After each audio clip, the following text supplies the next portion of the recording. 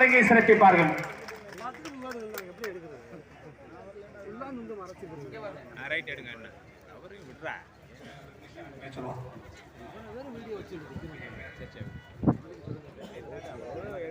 அடுத்து முன்னாள் சட்டமன்ற உறுப்பினர் அண்ணன் முருகன் அவர்களை சிறிது நேரம் உரை நிகழ்த்த கேட்டுக்கொள்கிறோம்.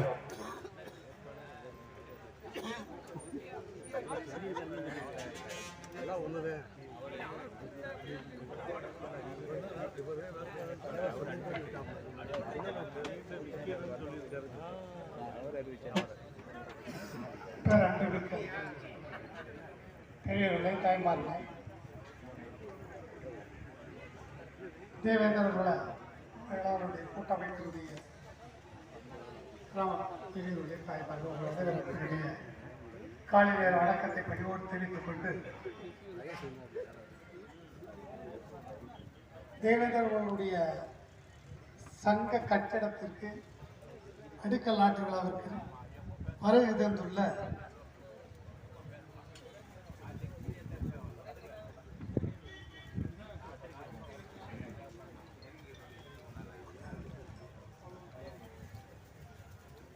அடிக்கல் நாட்டு விழாவிற்கு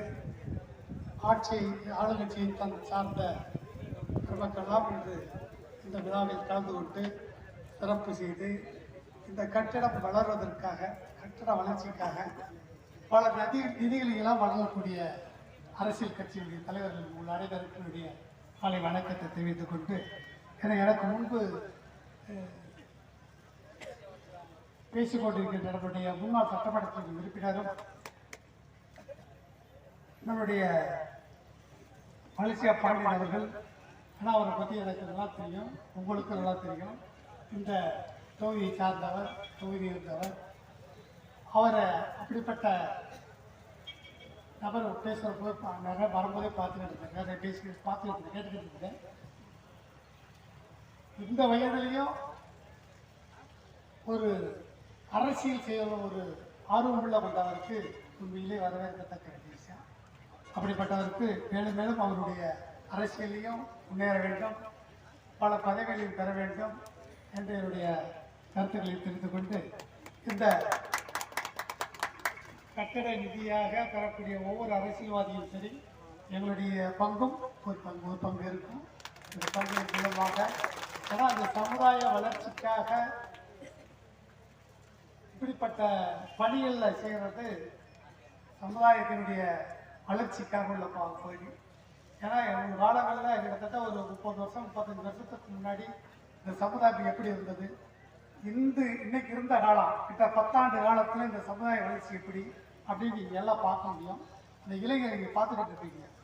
கடந்த 10 ஆண்டு காலத்துக்கு முன்னாடி வாழ்ந்த அம்மா அவர்கள் 2 கல்லூரி கொடுக்கும்போது முதுகல் தொழில் கடலாடியில் ஏன் கொடுத்தாங்கன்னா, இந்த அடிப்பட்ட மக்கள், இந்த சமுதாய மக்கள் இளைஞருடைய கல்வியில் வளர்ச்சி ரொம்ப கம்மி கேட்டுதான் 2 கல்லூரி கொடுக்க சொன்னாங்க. அந்த கல்லூரி மூலமாக இந்த பகுதி மக்கள் மாணவர்கள் உயர்கல்வி படிப்பதற்காக ஒரு அருமையான வாய்ப்பை தந்தது படித்த தலைவர் அம்மா அவர்கள். ஏன்னா அந்த நேரத்தில் சொல்ல ஆக வேண்டும், இந்த மக்கள் இன்னைக்கு இந்த மக்கள் அதிகம் பயன்படுறாங்க. முதுகுளத்தூரில் இருக்கக்கூடிய கல்லூரின்றது 90% நம்ம சமுதாய மக்கள் தான் படிக்கிறாங்க. கடலாடியில் 80% மக்கள் தேவர் சமுதாயமாக இருந்தாலும், ஏன்னா 2 சமுதாயம் தான் வளர்ச்சியிலேயும் ஒரு பின்தங்கிய பகுதியாக இருந்துச்சுன்ற ஒரு காரணத்தை காட்ட அம்மா அவர்கள் 2 பகுதியிலையும் 2 கல்லூரி, ஒரு கல்லூரி ஒரு பகுதியை மட்டும் கொடுத்தாலும் ஒரு மாதிரியாக இருக்குங்க, 2 பகுதியிலையும் 2 கல்லூரியாக கொடுத்து 2 சமுதாய மக்களையும் வளர்ச்சி பெறணுன்ற நோக்கத்தோடு செஞ்சாங்க. அப்படிப்பட்ட இந்த சமுதாயம் மேலும் வளர வேண்டும். நிறைய மாற்றம் தெரியுது. இந்த பக்கத்தில் இருக்கக்கூடிய மக்கள், இந்த சமுதாய மக்களுடைய கொள்கையிலையும் சரி, வளர்ச்சியிலையும் சரி, தொழிலையும் சரி, பொருளாதாரத்திலையும் சரி ரொம்ப வளர்ச்சி பெற்றுக்கிட்டீங்கன்னா அதுக்கு காரணம் இந்த மாற்றம்.